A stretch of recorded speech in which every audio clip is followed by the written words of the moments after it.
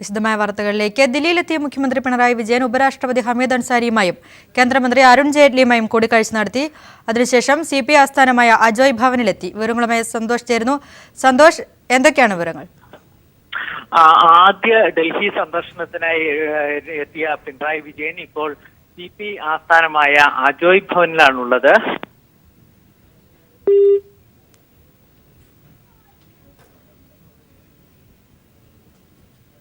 ആദ്യ ദില്ലി സന്ദർശനത്തിനായി എത്തിയ പിണറായി വിജയൻ CPI ആസ്ഥാനമായ അജോയ് ഭവനിലെത്തി.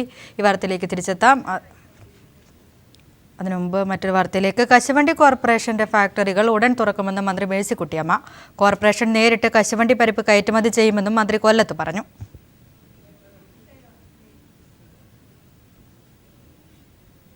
ഹൈക്കോടതി വിധിയെ തുടർന്ന് സ്കൂൾ അടച്ചുപൂട്ടാനെത്തിയ അധികൃതർ ഉത്തരവ് നടപ്പാക്കാനാകാതെ മടങ്ങി.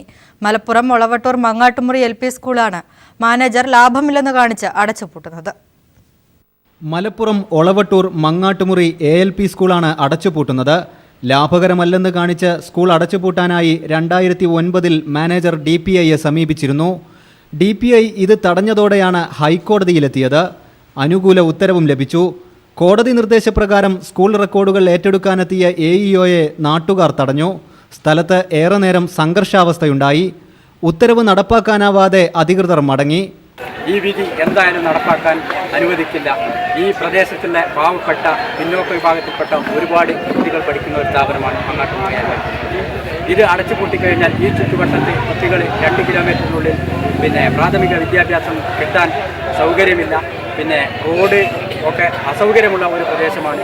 പുളിക്കൽ പഞ്ചായത്തിലെ മികച്ച നിലവാരം പുലർത്തുന്ന ഒരു LP സ്കൂളാണ് മങ്ങാട്ടുമുറി LP സ്കൂൾ. 49 കുട്ടികളാണ് നിലവിൽ സ്കൂളിലുള്ളത്. പുതിയ അധ്യയന വർഷത്തിലേക്ക് 19 കുട്ടികൾ 1ാം ക്ലാസ്സിലെത്തിയിട്ടുണ്ട്.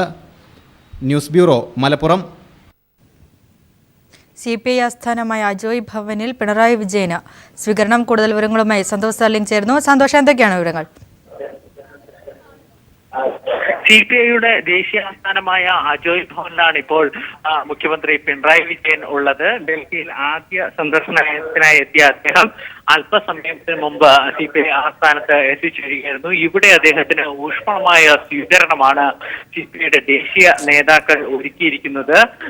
അദ്ദേഹത്തെ D രാജ, CPI നാഷണൽ എക്സിക്യൂട്ടീവ് അംഗം D രാജ നേരത്തെ സ്വീകരിച്ചു. ഇപ്പോൾ അദ്ദേഹത്തിന് CPIയുടെ ദേശീയ ജനറൽ സെക്രട്ടറിയുടെ അധ്യക്ഷതയിൽ ഒരു സ്വീകരണ ചടങ്ങ് സംഘടിപ്പിച്ചിരിക്കുകയാണ്. CPIയുടെ ദേശീയ നേതാക്കൾ എല്ലാവരും ഇവിടെ അദ്ദേഹത്തോടൊപ്പമുണ്ട്. എന്തായാലും ആദ്യമായി സന്ദർശനത്തിനെത്തിയ അദ്ദേഹത്തെ വളരെ ഊഷ്മളമായാണ് CPI നേതാക്കൾ സ്വീകരിച്ചിരിക്കുന്നത്. CPI ആസ്ഥാനത്താണ് ഇപ്പോൾ അദ്ദേഹത്തിന്റെ സ്വീകരണ ചടങ്ങ് നടക്കുന്നത്. പിണറായി വിജയനോടൊപ്പം കോടിയേരി ബാലകൃഷ്ണനും ഈ CPI ആസ്ഥാനത്ത് എത്തിയിട്ടുണ്ട്. ഈ സ്വീകരണ ചടങ്ങിൽ പങ്കെടുക്കുകയാണ്. ആ ദൃശ്യങ്ങളാണ് ഇപ്പോൾ നാം കാണുന്നത്.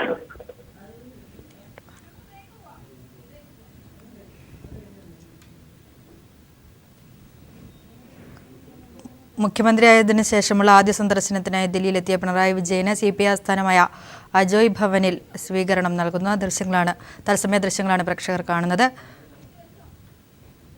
തിരികെ വാർത്തകളിലേക്ക്. സംസ്ഥാനത്ത് ഉദ്യോഗസ്ഥരുടെ അലംഭാവത്തിൽ നെൽവയൽ നികത്തിയാൽ കർശന നടപടിയെന്ന് കൃഷിമന്ത്രി VS സുനിൽകുമാർ.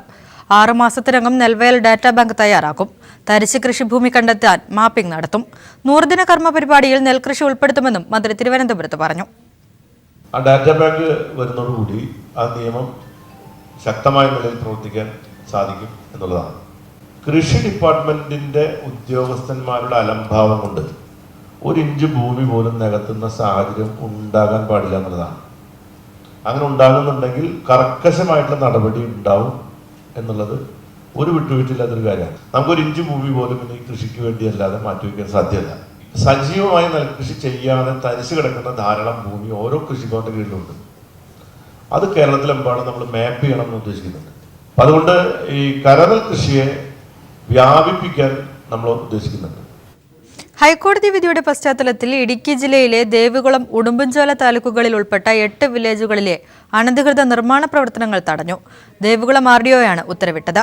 കൃഷിക്കും വീട് വയ്ക്കുന്നതിനുമായി നൽകിയ സ്ഥലങ്ങളിൽ വൻകിട റിസോർട്ട് മാഫിയകൾ വൻതോതിൽ നിർമ്മാണ പ്രവർത്തനങ്ങൾ നടത്തുന്നത് ശ്രദ്ധയിൽപ്പെട്ടതിനെ തുടർന്നാണ് RDOയുടെ നടപടി. ദേവികുളം ഉടുമ്പൻചോല താലൂക്കുകളിൽപ്പെട്ട 8 വില്ലേജുകളിലായി നടക്കുന്ന അനധികൃത നിർമ്മാണ പ്രവർത്തനങ്ങൾ നിർത്തിവെക്കാനാണ് ദേവികുളം RDO ഉത്തരവിട്ടിരിക്കുന്നത്. ഈ താലൂക്കുകളിലെ ഭൂമിയുടെ പട്ടയം സംബന്ധിച്ച വിഷയത്തിൽ അന്തിമ തീരുമാനമാകാത്തതാണ് നിർമ്മാണ പ്രവർത്തനങ്ങൾ തടയാൻ കാരണമായിരിക്കുന്നത്. ഈ പ്രദേശത്തെ നിർമ്മാണ പ്രവർത്തനങ്ങൾക്ക് റവന്യൂ വകുപ്പിന്റെ അനുമതി ലഭിച്ചിരിക്കണമെന്ന 2010 ഹൈക്കോടതി വിധിയുടെ പശ്ചാത്തലത്തിലാണ് NOC ഇല്ലാതെ നിർമ്മാണം നടത്തുന്ന കെട്ടിടങ്ങളുടെ നിർമ്മാണ പ്രവർത്തനം RDO തടഞ്ഞത്. ദേവികുളം ഉടുമ്പൻചോല താലൂക്കുകളിൽ മുൻകാലങ്ങളിൽ വിതരണം ചെയ്ത പട്ടയങ്ങൾ കൃഷിക്കോ വീട് വെക്കുന്നതിനോ ആയി നൽകിയതായിരുന്നു. എന്നാൽ ഇതിന്റെ മറവിൽ വൻകിട റിസോർട്ടുകൾ ഈ മേഖലയിൽ വൻ നിർമ്മാണ പ്രവർത്തനങ്ങളാണ് നടത്തിവരുന്നത്. ദേവികുളം താലൂക്കിലെ KDH വില്ലേജ്, പള്ളിവാസൽ, ആനവരട്ടി, വെള്ളത്തൂവൽ, ഉടുമ്പൻചോല താലൂക്കിലെ ശാന്തൻപാറ, ആനവിലാസം, ബൈസൺ വാലി, ചിന്നക്കനാൽ വില്ലേജുകളിലെ നിർമ്മാണ പ്രവർത്തനങ്ങളാണ് RDO ഉത്തരവിലൂടെ തടഞ്ഞിരിക്കുന്നത്. News bureau, Idukki. 10 വർഷം പഴക്കമുള്ള ഡീസൽ വാഹനങ്ങളുടെ ഗതാഗതവും രജിസ്ട്രേഷനും നിരോധിച്ച ഹരിത ട്രൈബ്യൂണലിന്റെ വിധി കയ്യടിക്ക് വേണ്ടിയുള്ളതെന്ന് മന്ത്രി തോമസ് ഐസക്. വിധി സാമാന്യ യുക്തിക്ക് നിരക്കാത്തതാണ്. വാഹനങ്ങൾ നിരോധിക്കുകയല്ല, പുനരുപയോഗിക്കുകയാണ് വേണ്ടത്. വിധി പൊതുഗതാഗത സംവിധാനത്തെ തകർക്കുമെന്നും അദ്ദേഹം പറഞ്ഞു. Kairali people news director NP ചന്ദ്രശേഖരനുമായി നടത്തിയ അന്യോന്യം പരിപാടിയിൽ സംസാരിക്കുകയായിരുന്നു അദ്ദേഹം. ഹരിത ട്രിബ്യൂണലിന്റെ സർക്യൂട്ട് കോർട്ടിൽ നിന്ന് ഇങ്ങനൊരു വിധി വന്നത് തന്നെ അത്ഭുതപ്പെടുന്നു. ഇത് ഏറ്റവും പരിസ്ഥിതി വിരുദ്ധ വിധിയാണ്. എങ്ങനെ അത് പറയാൻ പറ്റും? ഡീസൽ വാഹനങ്ങൾ ഉപയോഗിക്കുന്നത് പരിസ്ഥിതിക്ക് ദോഷകരമാണ് എന്നല്ലേ? പരിസ്ഥിതി പ്രസ്ഥാനത്തിന്റെ അടിസ്ഥാന പ്രമാണങ്ങളിലൊന്ന് റീയൂസ് ആണ്, ത്രോവേ അല്ല. നൗ റീയൂസ് ചെയ്യുമ്പോൾ പറഞ്ഞ പോലെ പഴയ എഞ്ചിനാണെങ്കിൽ കൂടുതൽ കാർബൺ ഡയോക്സൈഡും മറ്റും ഉൽപ്പാദിപ്പിക്കും. അപ്പോൾ നോക്കേണ്ടത് എന്താണെന്നറിയോ? ആ മലിനീകരണം നിയന്ത്രിക്കാനുള്ള സംവിധാനം ഉണ്ടോ? അത് ഉറപ്പുവരുത്താൻ വേണ്ടത്. അതല്ലാതെ 5 വർഷം കഴിയുമ്പോൾ വലിച്ചെറിയണമെന്ന് പറയലല്ല. വിപണിക്ക് വേണ്ടിയിട്ടുള്ള ഒരു വിധിയാണ് ഉണ്ടായത്. ഇത് ഒരു വിപണിക്ക് വേണ്ടിയിട്ടില്ല, കയ്യടി മേടിക്കാനുള്ള വിധിയാണ്. പക്ഷെ ഇത് ബൂമറാങ് ചെയ്യണം. കാരണം എനിക്ക് ഇത് സാമാന്യ യുക്തിക്ക് നിരക്കാത്തതാണ്, പരിസ്ഥിതി ആദർശങ്ങൾക്ക് നിരക്കാത്തതാണ്. 15 വർഷം നികുതി മേടിക്കുന്ന വണ്ടി 10 വർഷത്തിൽ നിർത്തിക്കോണമെന്ന് പറയുന്നത് എന്തിൻ്റെ അടിസ്ഥാനത്തിലാണ്? എന്ന് മാത്രമല്ല, ഇതിൻ്റെ പ്രത്യാഘാതം എന്താ? ഇതിൻ്റെ പ്രത്യാഘാതം ഇന്നത്തെ പബ്ലിക് സെക്ടർ ട്രാൻസ്പോർട്ട് നമ്മൾ നിലനിർത്താൻ ശ്രമിക്കുന്നത് ഇല്ലാതാക്കുക. ഇതിനൊക്കെ എന്ത് റാമിഫിക്കേഷൻസ് ഉണ്ട്. ഇതൊക്കെ തന്നെ വേണമെന്നുണ്ടെങ്കിൽ അവധാനതയോടെ ചെയ്യണം. ഈ അവധാനതയില്ലാതെ ഇത്തരത്തിലുള്ള വിധി എന്ന് പറയുന്നതൊക്കെ സ്റ്റേ ചെയ്യപ്പെട്ടിട്ടുണ്ട്. ഇല്ല, സ്റ്റേ ചെയ്യപ്പെട്ടുള്ളത് പുതിയ രജിസ്ട്രേഷൻ റദ്ദാക്കാനുള്ളത് മാത്രം. മറ്റൊന്ന് നിൽക്കും. ഇത് ചോദ്യം ചെയ്യപ്പെടേണ്ട. കാരണം ഇത് പരിസ്ഥിതി ആദർശങ്ങൾക്ക് വിരുദ്ധമായ ഒരു വിധിയാണ് ദൗർഭാഗ്യവശാൽ ഹരിത ട്രിബ്യൂണലിൽ ഉണ്ടായിട്ടുള്ളത്. പൂട്ടിയ ബാറുകൾ തുറക്കില്ലെന്ന് എക്സൈസ് മന്ത്രി TP രാമകൃഷ്ണൻ. മദ്യത്തിന്റെ ഉപഭോഗം കുറയ്ക്കുകയാണ് ലക്ഷ്യം. ബാറുകൾ പൂട്ടിയെന്നത് പ്രചാരവേല മാത്രമാണെന്നും മന്ത്രി പറഞ്ഞു. പൂട്ടിയതൊന്നും ഇപ്പോൾ തുറക്കാൻ പോകുന്നില്ല. എന്നാൽ നമ്മൾ മനസ്സിലാക്കേണ്ട ഒരു വസ്തുതയുണ്ട്. ഈ പൂട്ടി എന്ന് പറഞ്ഞ പല ബാറുകളും പൂട്ടിയിട്ടില്ല. അതിൽ ലിക്കർ ഒഴിവാക്കി. ഗവൺമെൻറ് ലക്ഷ്യമിടുന്നത് മദ്യത്തിൻ്റെ ഉപഭോഗം കുറയ്ക്കാനാണ്. അതിന് അതിവിപുലമായ നിലയിലുള്ള പ്രചാരവേല, വിദ്യാർത്ഥികളെ ഉൾപ്പെടെ പങ്കാളികളാക്കി അതിവിപുലമായ നിലയിലുള്ള ബോധവൽക്കരണം, മദ്യത്തിനെതിരായി മദ്യാസക്തിയിൽ ജനങ്ങളെ മോചിപ്പിക്കാൻ, ഇത്തരമൊരു നിലപാടാണ് ഗവൺമെൻറ് ലക്ഷ്യമിടുന്നത്. തിരികെ വാർത്തകളിലേക്ക്. ജിഷ വധക്കേസിൽ ADGP B സന്ധ്യയുടെ നേതൃത്വത്തിൽ അന്വേഷണം തുടങ്ങി. അയൽവാസികളുടെ മൊഴി കേന്ദ്രീകരിച്ചാണ് അന്വേഷണം.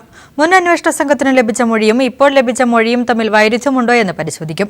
അന്വേഷണത്തിന് നേതൃത്വം നൽകുന്ന ADGP B സന്ധ്യ അയൽവാസികളുടെയും ജിഷയുടെ അമ്മയുടെയും മൊഴിയെടുത്തു. ജിഷ വധക്കേസ് അന്വേഷണം ഏറ്റെടുത്ത ദിവസം തന്നെ ADGP B സന്ധ്യ ആലുവ പോലീസ് ക്ലബ്ബിലെത്തുകയും പുതിയ അന്വേഷണ സംഘാംഗങ്ങളുടെയും പഴയ അന്വേഷണ സംഘാംഗങ്ങളുടെയും സംയുക്ത യോഗം വിളിച്ചു ചേർത്ത് അന്വേഷണ പുരോഗതി വിലയിരുത്തുകയും ചെയ്തിരുന്നു. തുടർന്ന് പെരുമ്പാവൂരിലെ ജിഷയുടെ വീട് അന്വേഷണ സംഘം സന്ദർശിച്ചു. കൊല നടന്ന വീടിനകം വിശദമായി പരിശോധിച്ച ശേഷം ADGP അയൽവാസികളുടെ മൊഴി രേഖപ്പെടുത്തി. ഇതിനുശേഷം ജിഷയുടെ അമ്മയുടെ മൊഴിയും എടുത്തു.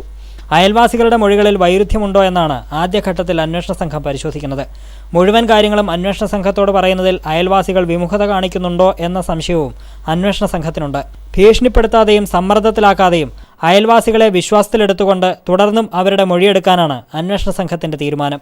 അന്വേഷണത്തിൽ ക്ഷമയാണ് പ്രധാനമെന്നും കൂടുതൽ സമയം എടുത്തേക്കുമെന്നും ADGP B സന്ധ്യ പറഞ്ഞു. പേഷ്യൻസ് ആണ് ഇൻവെസ്റ്റിഗേഷൻ ഏറ്റവും ആവശ്യം. Takes time. പിന്നെ ഇൻവെസ്റ്റിഗേഷൻ നിങ്ങൾക്കറിയാമല്ലോ, രഹസ്യ സ്വഭാവമുള്ളതാണ്, അത് കോടതിക്കായിരിക്കും പോകുന്നത്. അതേസമയം മുൻ അന്വേഷണ സംഘത്തിലുണ്ടായിരുന്ന Aluva rural SP Yathish Chandra, Perumbavoor DYSP Anilkumar, Kuruppampady CI Rajesh എന്നിവരെ ചുമതലയിൽ നിന്ന് മാറ്റി. പുതിയ അന്വേഷണ സംഘത്തിലുള്ള PN ഉണ്ണിരാജനെ ആലുവ റൂറൽ SP ആയും KS സുദർശനെ പെരുമ്പാവൂർ DYSP ആയും നിയമിച്ചു. ജിഷയുടെ വീട്ടിൽ ഒരിക്കൽ കൂടി ചെന്ന് കൂടുതൽ ഇഴകീറി പരിശോധിക്കാനും അന്വേഷണ സംഘം തീരുമാനിച്ചിട്ടുണ്ട്. പെരുമ്പാവൂരിൽ നിന്നും KM ഉമേഷ്. ഇനി മറ്റു ചില വാർത്തകൾ ചുരുക്കത്തിൽ. ഫ്രാൻസിൽ പുതിയ തൊഴിൽ നിയമങ്ങൾക്കെതിരെ തൊഴിലാളികൾ ആരംഭിച്ച പണിമുടക്ക് ശക്തമാകുന്നു. ആണവ നിലയങ്ങളിലേക്കും തുറമുഖങ്ങളിലേക്കും ഗതാഗത ശൃംഖലകളിലേക്കും സമരം വ്യാപിച്ചു. ഹോളിവുഡ് ചിത്രം ജംഗിൾ ബുക്ക് ഇന്ത്യയിലെ ബിഗ് സ്ക്രീനിൽ 50 ദിവസം തികച്ചു. ജോൺ ഫവീറോ സംവിധാനം ചെയ്ത ചിത്രം ഏപ്രിൽ 8-നാണ് വെള്ളിത്തിരയിലെത്തിയത്.